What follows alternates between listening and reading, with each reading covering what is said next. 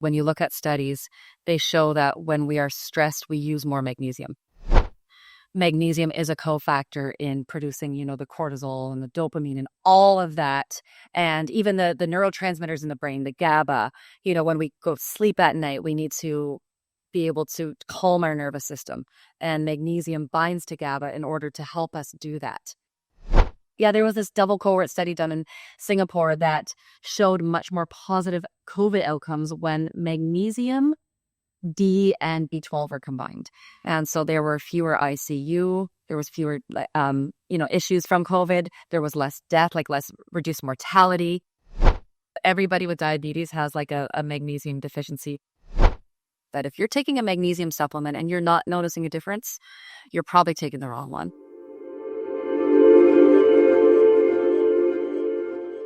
So Megan, talk to us about magnesium and mental health.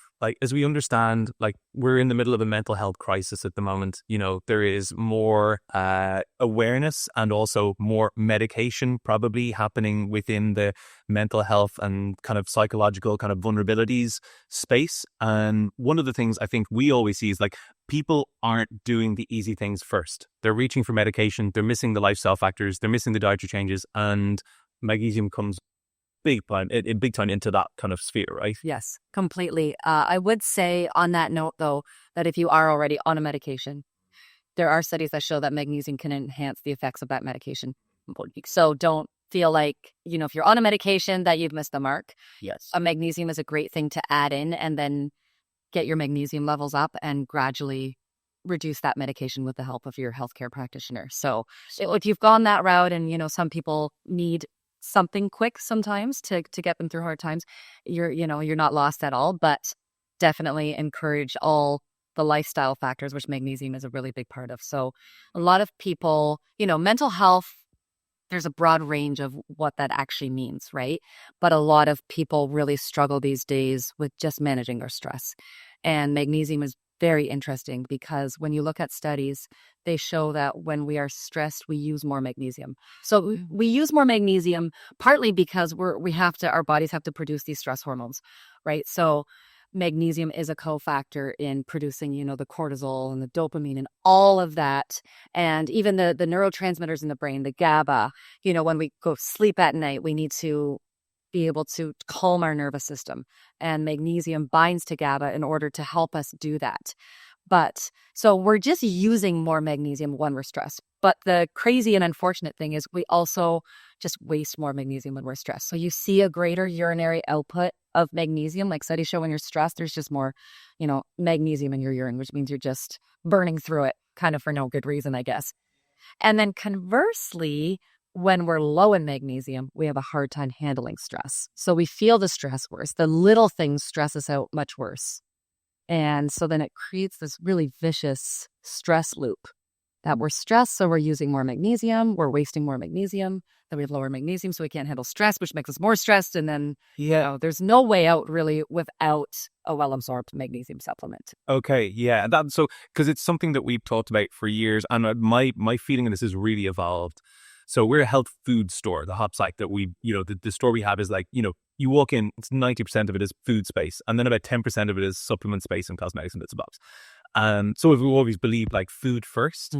But the argument for me around supplementation, the McCann-Widdowson studies around the decline in nutrients in food, magnesium is one of the big ones of that, isn't it? Magnesium, even if foods that are traditionally held to be rich in magnesium, it's not there anymore. That's the case, isn't it? Yes, it's lower. So it is still there, but it's definitely we've seen at least a 30% reduction in a lot of soils of magnesium, which just means it won't be in the food as much. Yeah. And I completely, I'm a registered holistic nutritionist. I worked as a consultant for years, so I always believe in food first as well.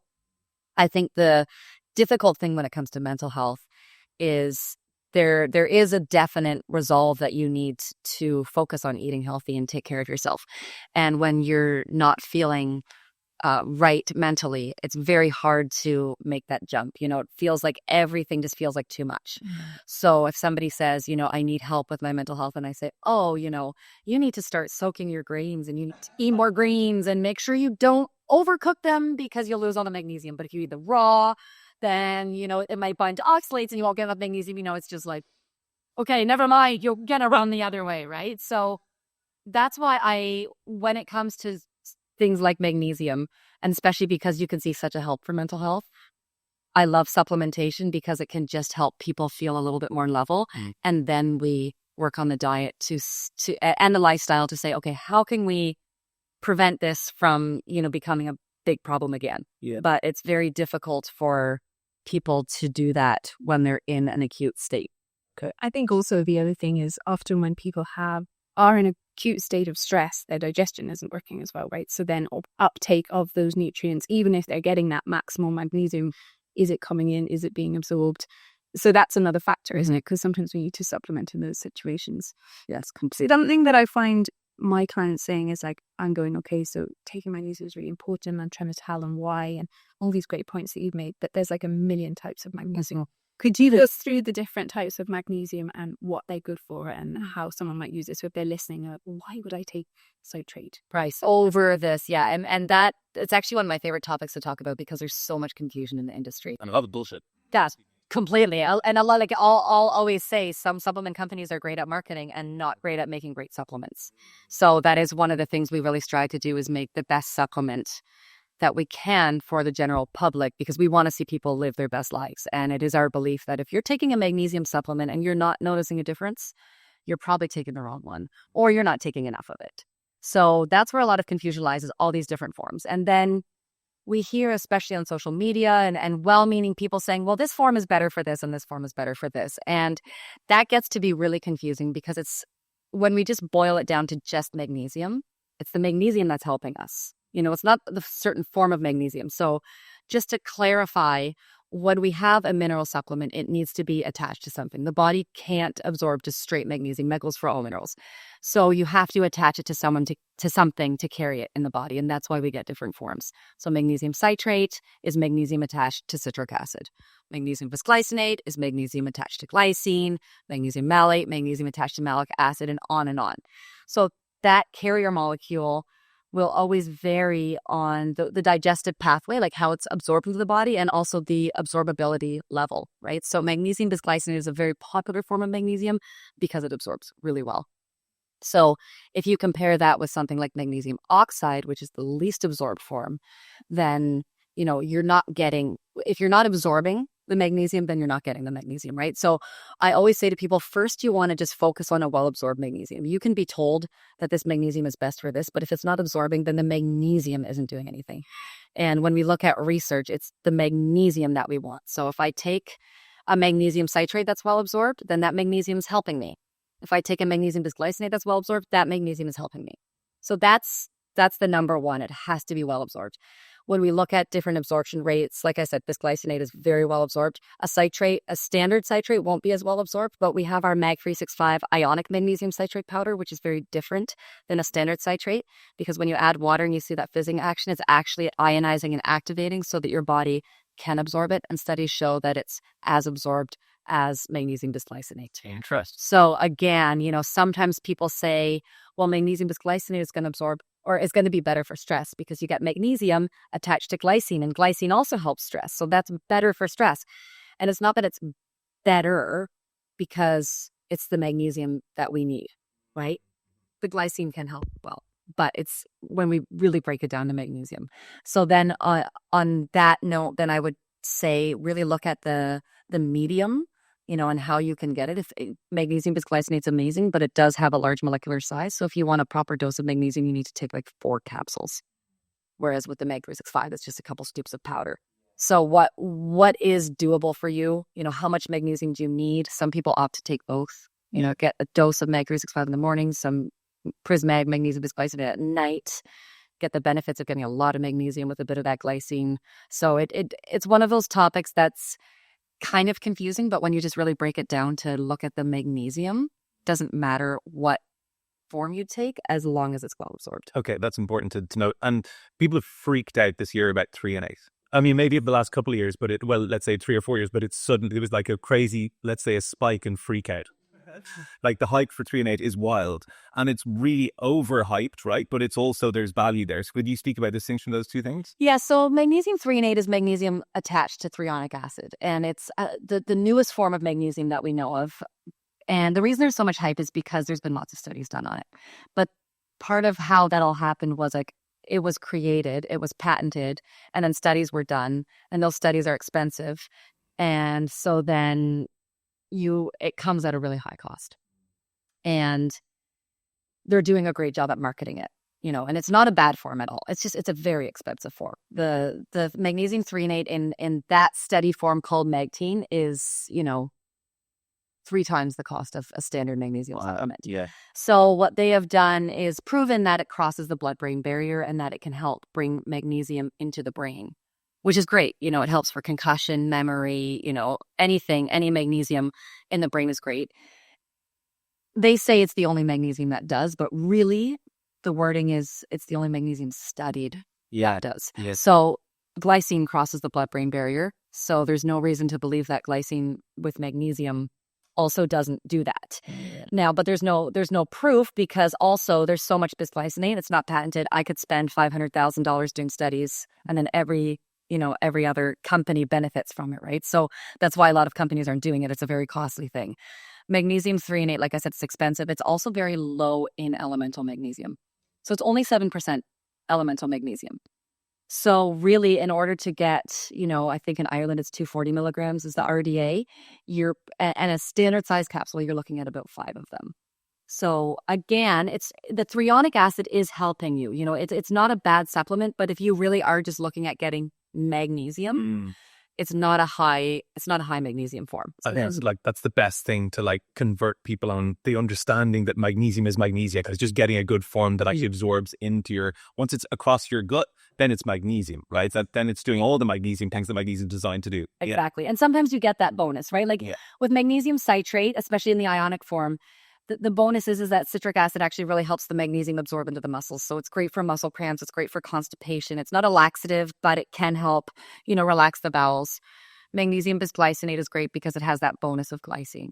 And glycine, helps glutathione production. It helps the muscles. It helps the stress. It helps sleep. Sleep studies show that when we get around 3 grams of glycine before bed, we get in this deeper, sleep. We're more cognitively alert the next day. Our body temperature lowers more, so we just get a better sleep. So that's why you hear of things like, bisglycinate is better for sleep, because you're getting magnesium and glycine. Wow. But magnesium is what we really like to focus on. So focusing on the sleep part of that. So as I understand, magnesium's got so many different effects that relate to sleep. And the thing is, there's specific effects, and then there's these kind of indirect effects that also help. So because it's a gentle, smooth muscle relaxant, it's going to lower blood pressure. It's going to slightly vasodilate, take pressure off the heart. It works on sensory gazing. It works on what else? So it's obviously melatonin synthesis stuff. Can you speak about the different functions that are always sleep oriented? Because that's where stress and mood, if you're getting good sleep, that's as we talk to our clients about, that's kind of number one. And when people are kind of coming to us kind of saying, I'm not so stressed, but I have all these health conditions. You're like, well, how are you sleeping really poorly? You're like, oh, so hang on. That means your body is biologically stressed. Yeah. Let's get the sleep sorted. And whether you feel mentally stressed, your body is just under stress. Upstream is where sleep is there. Downstream is kind of almost everything else, isn't it? So can you speak about those functions around kind of sleep and what specifically it does to help it? Yeah. And on that note too, a lot of people will come into the health food stores, buying, we were talking a little bit before the podcast about melatonin, GABA, all of these other things. And I always say, your body should be making these. And if it's not, we have to look at why. And most of the time it's magnesium deficiency, because we have a hard time getting magnesium through food. So that's your number one is you need proper melatonin production for your circadian rhythm, so that your body knows when it's time to sleep. So magnesium is a cofactor with that. Like you said, it helps lower the vasodilators. So it helps, lower the blood pressure, relax the body into that deep relaxation state. And it is really important to remind people that magnesium doesn't make you drowsy. It just helps calm you. You can take it at any time of the day, especially if you suffer with high stress, anxiety, something even in your day, you're feeling a little bit ramped up. It just calms you. So a lot of people like to take it at night because it helps calm you and then facilitate you into that deep sleep. But you certainly don't have to take it at night. It also, like I mentioned at the beginning of the podcast too, it binds to GABA receptors. So it's called an inhibitory neurotransmitter, right? GABA is, because at night we need to be able to take all of those stresses of the day, things like cortisol, all of those stress hormones, they are normal. We need them to some extent. We don't want them to be firing too much, because, that's when it starts to tax our body, but they are a normal part of of handling the stress of the day, but then we need that GABA to kick in to, calm those nerves and calm all of that in our body so that it gets into that deep sleep. I think if anybody uses sleep trackers, like I have an Aura Ring, there's times where I can see that I got good sleep, but my body didn't actually relax that well. And it feels like a bit of an oxymoron because I'm going, okay, well, I got deep sleep, but I still feel tired today, but my heart rate didn't really go. Yeah, exactly. So, and again, magnesium's extremely important for the heart, regulating the heartbeat, keeping it low, keeping that blood pressure and your natural pulse, which is going to fluctuate, but you want your heart rate to go low at night in order to get into that resting state. And also one of the areas, I guess, that it's, again, this is maybe the indirect part, but we all, in fact, were at various dinners last night where we all ate late, right? Mm-hmm. And blood sugars and sleep are massively, unfortunately, contraindicated. They don't work that well, elevated blood sugars and sleep. So can you speak about, because magnesium has an effect in that as well, doesn't it? Yes. So magnesium and blood sugar is really interesting because when you look at the studies, you always have to read these studies carefully, as you know, and what they're exactly saying. But they say with blood sugar, there's always a factor of magnesium levels. So they're not saying, magnesium will help lower blood sugar, but everybody with diabetes has like a magnesium deficiency factor. So, I mean, it's not that hard to make that conclusion. So yeah, magnesium is responsible for, actually, there's 800 known processes in the body that magnesium is used for. So it's 80% of what our body does. So it's like almost everything. Every body system uses it. And blood sugar is, to keep the blood sugar is complicated because it's not only just about blood sugar, but it's also about healthy cells. So, magnesium helps keep those cells healthy, keeps, those cellular levels proper, and then helps with that blood sugar to keep it regulated. And to also, there is a pattern that we want to, our fasting blood sugar, and then, our blood sugar when we're eating, we don't always just want to have it's not always going to be normal low blood sugar, right? Yeah. So we want, there's going to be different points of the day when it's going to be different times. And so magnesium also just helps regulate that so that it naturally goes into that lowered state when you need it in that lowered state. Okay, yeah. And so when you're saying about keeping healthy cells, that's another bit of mood and mental health, isn't it? Because one of the things, again, that we talk about all the time with our clients is actually optimizing your daytime energy levels and your physical body energy levels is mostly how you dispel low mood. They would have called it what's it called? Melancholia, or that kind of just that lowness. Magnesium's feeding, obviously. So can you speak about the energy system's relation to magnesium? Yeah. So with the ATP, energy into the cell, it binds to a magnesium every time. So simply without any magnesium, there is no energy in our cells. And, I would love, my goal someday is just to have enough money just to do a ton of studies and understand magnesium better. Because I love learning about it, but we're very limited to the studies that have been done. But with these 800 processes, the way my brain kind of sees it is that there are some that are going to keep us alive, and then there are some that, our body doesn't absolutely have to do, right? So, we need energy into the cells, right? We need our heart to beat. We need magnesium in our blood for our heart to beat. So, but there's a limited amount of magnesium available to us. So, the body is going to take some of those and do it, and maybe leave us not sleeping as well, or our blood sugar not completely regulated, or get muscle cramps. It might be I don't have enough magnesium to give to the muscles because I've got to give it to the cells, sort of thing. So, that's why it's important to optimize our magnesium so that we are helping the whole body be healthy. And, some people, even when they supplement, they say, oh yeah, well, my muscle cramps went away, so I, cut my magnesium dose. And it's no, you got to keep it up because you don't know what else your body is needing that magnesium for. Don't sacrifice anything else in your body. But I'm kind of digressing. But so magnesium can really help give people energy. And some people notice the energy effects even more than the calming effects. And again, there's not enough studies to really understand why that is. But I would surmise that it's, what is your body, what do you need? What is your body really lacking in, right? If you're really tired all the time and you're a little bit depressed, you have, don't have much energy, you don't need magnesium for calming as much because you just feel too calm all the time. You need some of that energy. And then some people have the opposite because they're more excited and, they have a hard time calming. So yeah. And maybe that fits nicely into the topic of magnesium in kids and, mood and mental health, particularly apropos, unfortunately, that bastard of a thing called COVID really it hurt an entire generation globally in terms of their, developmental skills, in terms of their relating to each other, emotional regulation, all sorts of things have been hindered. And we're only starting to see some of the kind of like the downstream kind of effects of those. So can you speak a little bit about maybe magnesium in kids, like supplementing with it, dietary things, like kids should or shouldn't, like what do you think about that? Yeah, I think kids definitely need a well-absorbed magnesium supplement. It's hard to get through our diet. I kind of jokingly said, if you cook it, this and that, but it's true. So studies show that we actually only absorb 30 to 40% of the magnesium in our diet. So if you're going, okay, I want 300 milligrams of magnesium every day, and you look at your food, well, you actually have to like times that by 4 in hopes of like getting that, right? So when you look at children, they're quite picky. We all probably have seen children just eat white bread, pasta. They might eat a bit of fruit. They don't want their vegetables. They're picky with their meat. They're eating a lot of sugar.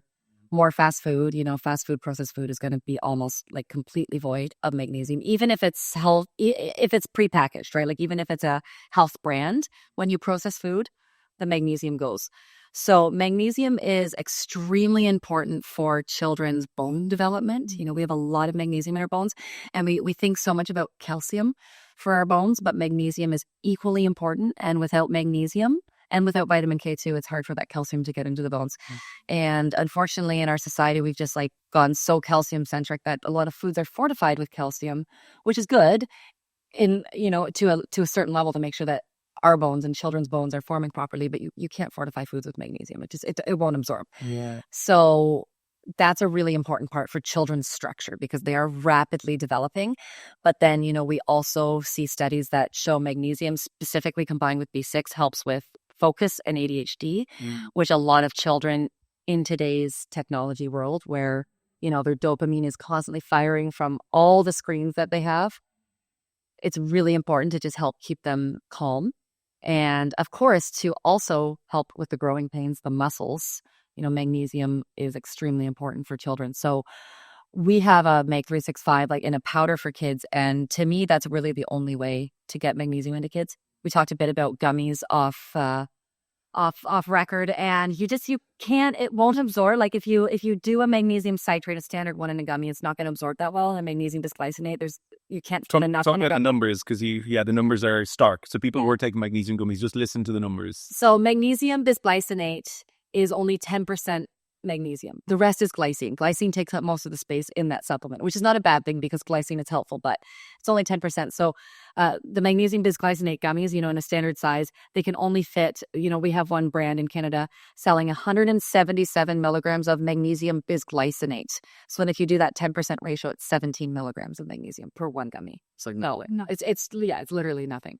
So you really have to give it to the kids in a drink in order to get them that, full dose of magnesium and make sure that they're actually absorbing it. So huge for kids. And then you're also helping them with a foundation so that they're going into adolescence, they're going into adulthood with sufficient magnesium levels, which is going to make a huge difference in their mental health right there because they're not trying to make up this lack. That's a massive part of it. Yeah, I think that what you referred to a second ago, you were talking about people stopping taking magnesium when they stop having the leg cramps. And that's one of the really key characteristics of understanding like baseline health versus optimal health. Is this like health is not the absence of disease. That is like when we start looking at disease, that's like you're towards the end stage of problems. Anything, those symptoms when they're cropping up, it means that you should have been doing things 10 years ago to arrest those. So yeah, trying to get people to go past the point of symptom, whatever fixing or symptom disappearance or whatever it is. It's such a key part of like helping. And as a health practitioner, as a naturopath nutritionist, when you're integrating magnesium into practice, like what sort of botanicals or other things do you find useful, particularly considering mood or mental health? Have you found particular kind of like adjuncts or like other kind of things that really pair well with magnesium? Yes, ashwagandha is a really big one. We're actually, hopefully early next year, or, in maybe Q2, we're coming out actually with an ashwamag. So a combination of ashwagandha and magnesium. Ashwagandha, like as a botanical, is very helpful because it's an adaptogenic herb, which just really helps. It kind of helps meet the body where it's at, right? But when it comes again to magnesium, and we kind of touched on this with, taking melatonin or GABA, you have to address that base probable deficiency. And it's very probable that most of us are deficient in magnesium. So you could go to the health food store and say, I'm really stressed, and buy an ashwagandha, and it will help you, and it's great. But if you're not addressing that underlying magnesium deficiency, then it's hard to completely overcome that stress. And something like ashwagandha is actually something you shouldn't have to be using month on end, right? It should just help restore you. But it won't be able to do that if your body doesn't have the right building blocks to be able to produce those stress hormones and neurotransmitters. Yeah, that's a really key point. Nice. So I do, I definitely combine the botanicals, but really in a very specific way, per client, of course, too, but in a very specific way to make sure that we're building and helping, right? Because clients need to see, people just in general need to see results, especially when it comes to mental health. Because whether they're feeling overexcited or whether they're feeling low, it's very hard for them to stick to a routine when they don't see immediate results. Yeah. Which again is why I always do the supplement and diet approach, so that they can see some results and then see the benefit of keeping up this healthy lifestyle. Yeah, smart. Okay, so speaking of that kind of healthy lifestyle, and again, kind of reaching back to COVID a little bit, you guys have a really interesting formula that kind of came out during COVID, which was incredibly progressive because it was based on like study that had just happened, and it kind of speaks a little bit to magnesium's relationship to immune system health. And I guess because there's immune system and nervous system which are also kind of operating a little bit in parallel, when the immune system is on fight or flight constantly, or the nervous system fight or flight, the immune system will be as well, and those two things burn each other out, right? And magnesium restores those. But can you speak a little bit about that formula and the study that it emerged from? In so far as yeah, so that's our vitamin D plus, which is one of my favorite formulas. And I was just saying to you, as it sells really, really well online.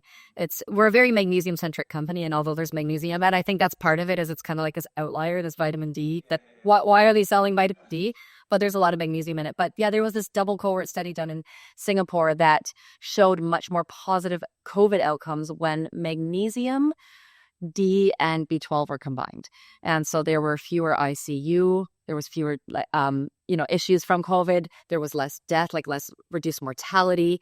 And so that really caused us to go, why? That's interesting. And then we found another study which talked about how magnesium, it's a great study, activates vitamin D, and that vitamin D actually can just sit unused in your body without magnesium. And so when we supplement with vitamin D, it can absorb into our body. So it's not magnesium's not helping with absorption, but it's in an unusable form, and it has to undergo 2 conversion processes, one in the liver and one in the kidneys, in order to be its active form.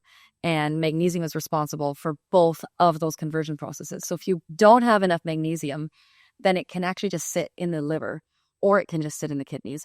And there hasn't been enough studies to show that it's, a toxicity problem.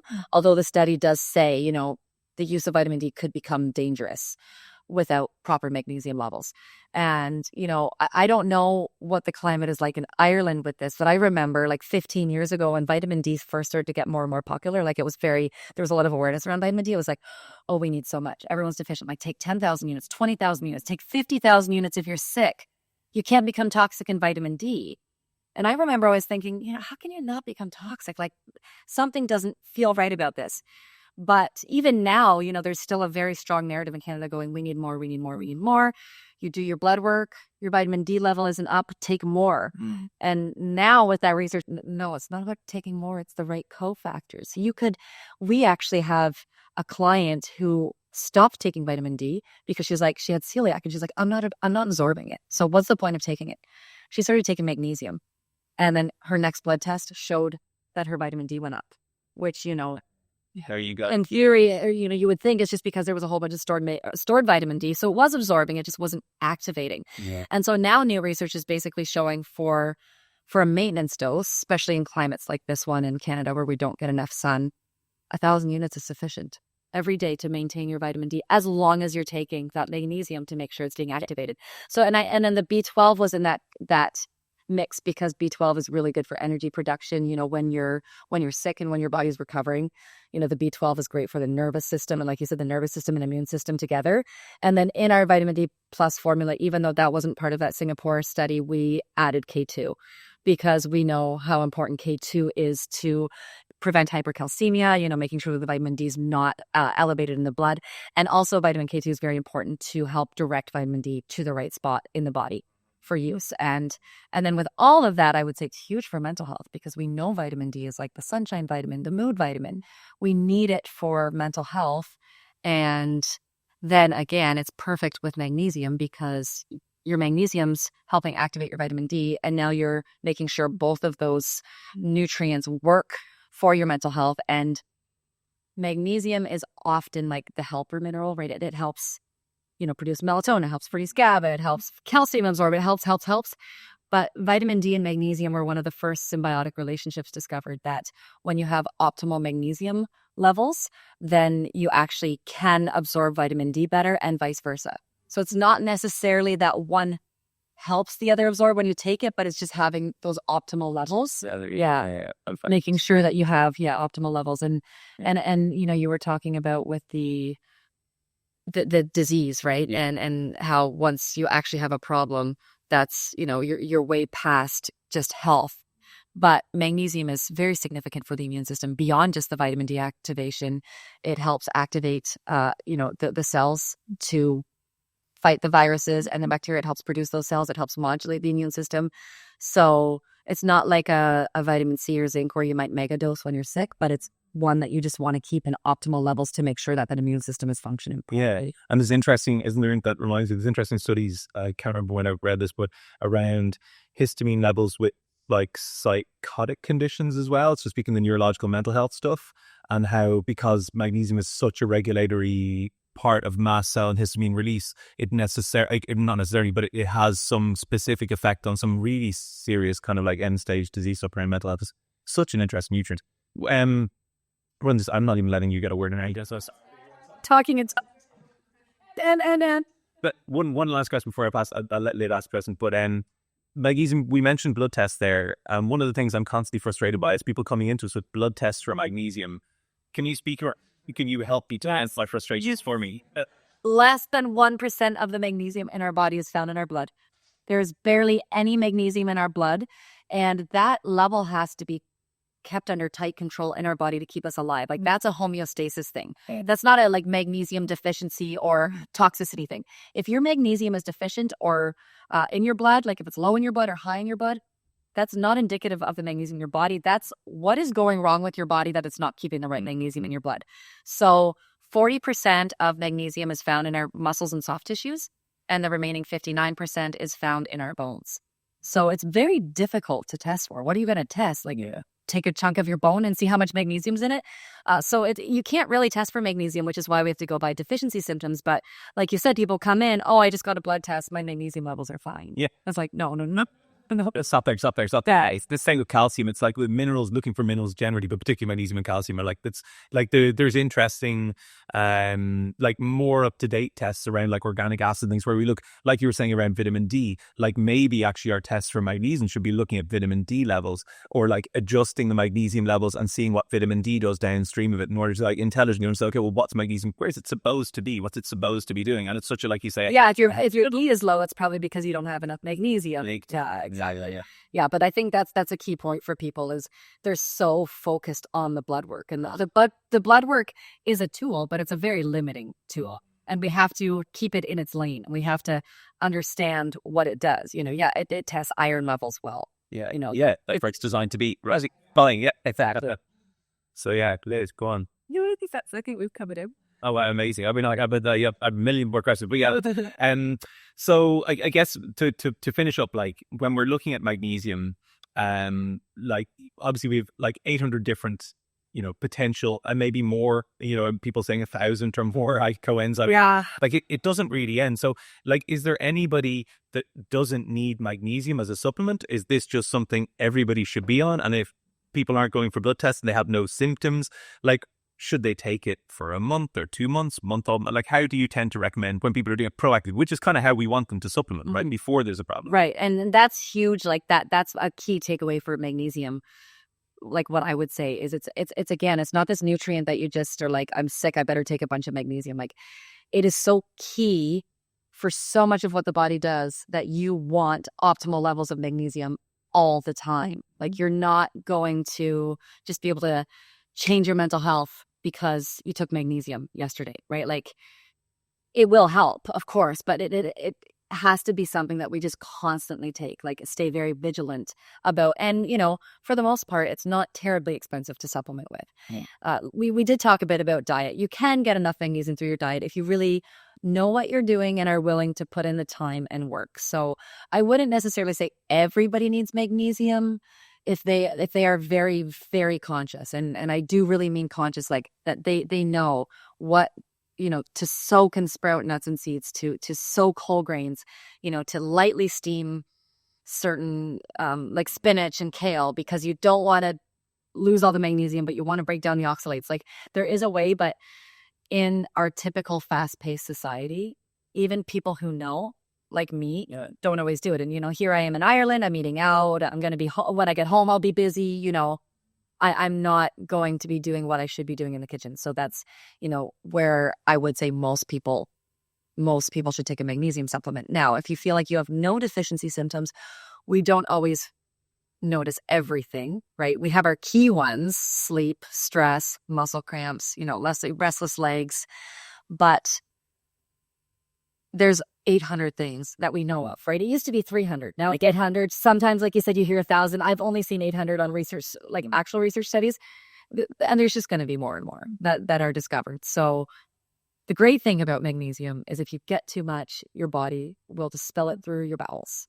No matter what form. If there's too much magnesium, it will dispel through your bowels. Now, it is important to note that some forms like magnesium oxide just doesn't absorb, so it just all dispels through the bowels. So, yeah, make sure if you're getting a well-absorbed form and your body truly didn't need it, it will dispel it through the bowels. But I would probably bet to all listeners, if you took a few capsules of bisglycinate or a scoop of Mag 365, your body's not going to dispel it. Your body's going to use it. It's going to want it. Yeah, it's going to want it. So, and again, you don't always know, right? Like I could have encountered a virus on my way here, and all that magnesium in my body is going to, create those cells and help the immune system so I think it certainly doesn't hurt. And I think most people would be surprised that when they take magnesium, that they just feel that much better, even if they didn't know a deficiency symptom.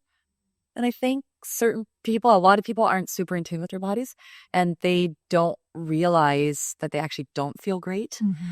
And then they take a magnesium supplement and they're like, oh, I actually didn't sleep well before, or I'd never woke up feeling refreshed, or, I thought I was great. But, even my own husband, never took it until I made it for him. And he used to get dizzy standing up. He's always had low blood pressure, and I would make him a cup of Mag 365 every night. And one day he was like, oh, that dizziness magically went away. And I'm like, oh, magically, huh? But that's another important point. People think of magnesium lowering blood pressure, but it actually regulates blood pressure. So it can help raise blood pressure in people that, that just gets the veins working better. That's the word. The network part, yeah. Regulate. So it's like magnesium a day, keep to the doctor, right? Yes, exactly. Hey, it's like you don't see it. All right, nice. Thank you very much, Megan. That's been fab. I've learned so much. You're so erudite. I knew you were the perfect person to talk to us about. Thank you so much for having me. No, I can talk for hours about this topic, so I love getting to discuss it with like-minded people any chance I get. Nice. Okay. Well, thank you for coming on. Great. And you guys, just remains for us to thank our sponsors. When you're getting your magnesium, you also need your red light. Clear Light Saunas are brand partners, and they're a fantastic way. Another proactive, preventative healthcare thing. Yes, if you're sick, they're going to be useful, but really we wanted people to get in front of red light before they need it.